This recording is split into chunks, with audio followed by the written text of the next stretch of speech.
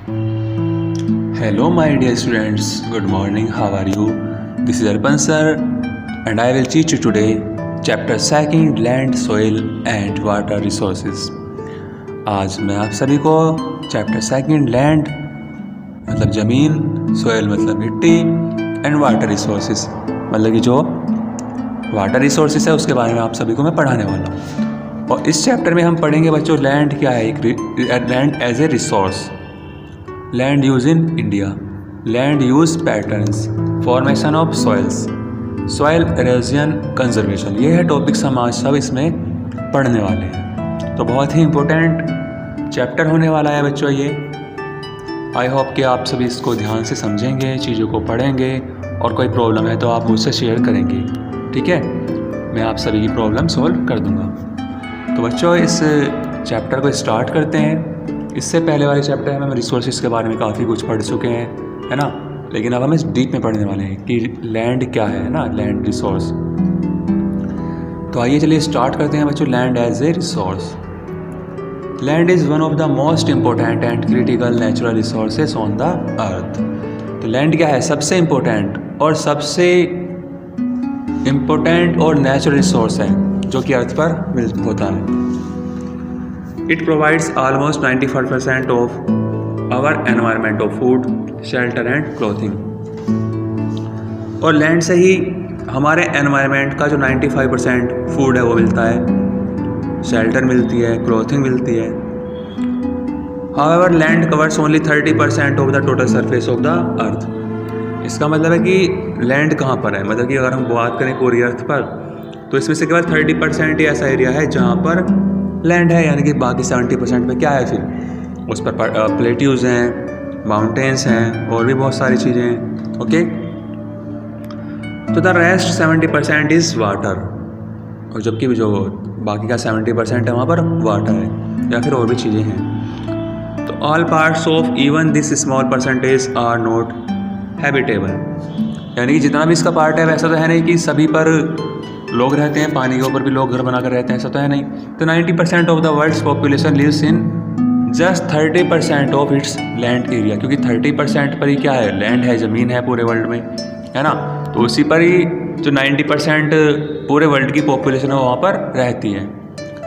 The rest of the land is sparsely populated और इनहेबिटेबल, जो बाकी की बची हुई ज़मीन है वो क्या है, वो एक तरह से स्पार्सली पॉपुलेटेड है, मतलब कि वहाँ पर लोग कहीं पर बहुत ही कम मात्रा में रहते हैं, है ना, इनहेबिटेबल है या फिर रहते ही नहीं है।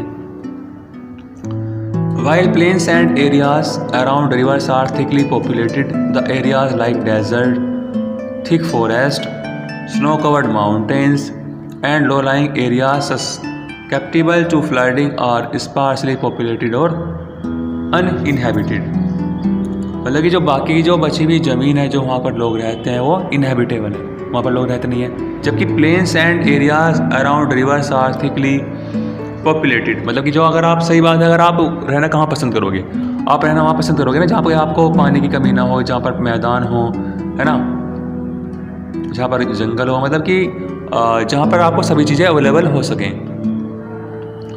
The uneven distribution of population in different parts of the world is mainly due to the difference in characteristics of land and climate in different parts of the world. देखो जो ये पॉपुलेशन का डिस्ट्रीब्यूशन है वो uneven है, मतलब कि वो सब जगह सेम नहीं है।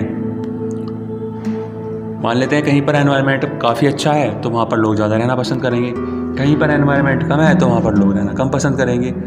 इसका मतलब है कि जो पूरे हम वर्ल्ड की बात करें तो वहाँ पर पॉपुलेशन सेम नहीं है ना, कहीं पर ज़्यादा है कहीं पर कम है। तो land is habitat of human beings as well as all living organism. तो लैंड पर कौन कौन लोग रहते हैं, मतलब कि जैसे ह्यूमन बींग्स तो रहते हैं, इंसान तो रहते हैं, लेकिन क्या खाली इंसान रहते हैं, और जितने लिविंग क्रिएचर हैं, लिविंग ऑर्गेनिज्म है वो कहाँ रहते हैं, वो भी तो रहते हैं ना इस पर, तो वो भी इसी पर रहते हैं। Uninhabited land is a resource. Mountains support forest which are a home to flora and fauna. Flora and fauna मतलब कि प्लांट्स और एनिमल्स।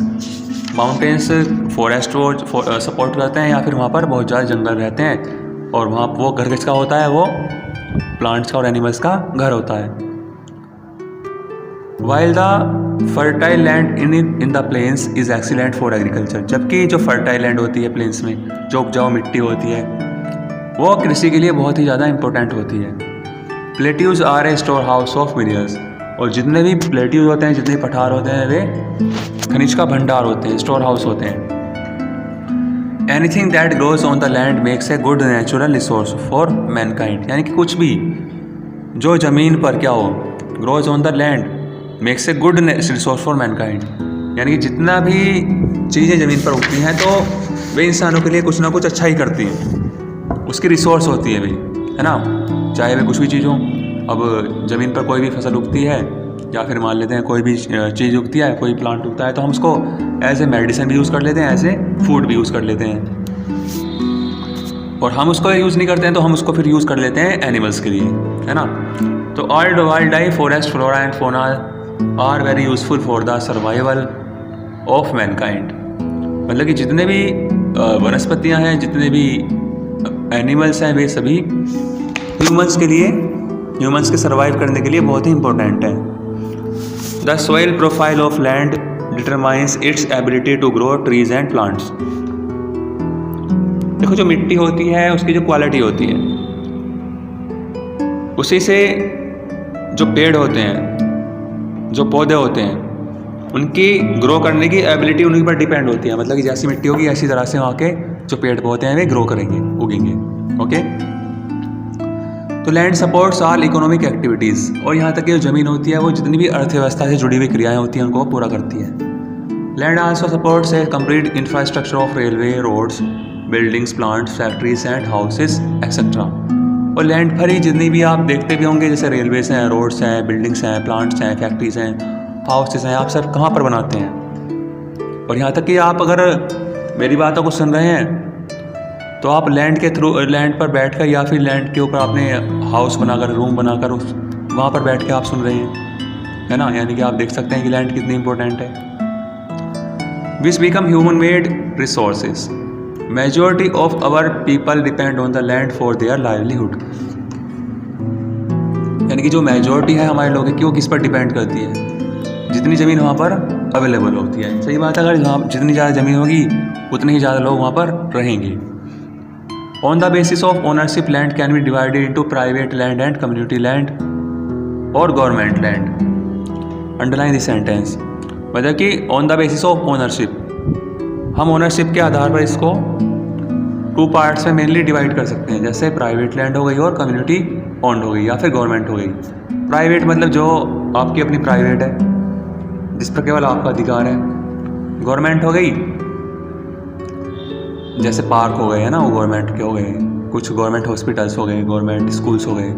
तो प्रॉपर्टी किसकी है, वो गवर्नमेंट की है। तो private land is owned by individual, whereas community land is owned by the community of for common uses like collection of powder, fruits, nuts और मेडिसिनल हर्ब्स। तो इस तरह से प्राइवेट लैंड होती है वो किसी एक की होती है, मतलब या फिर वो खुद की होती है। वहाँ पर जो उसका अधिकार होता है वो किसी एक के हाथ में होता है। लेकिन जब कम्युनिटी लैंड की बात करें हम, तो वो कॉमन यूजेस के लिए होती है।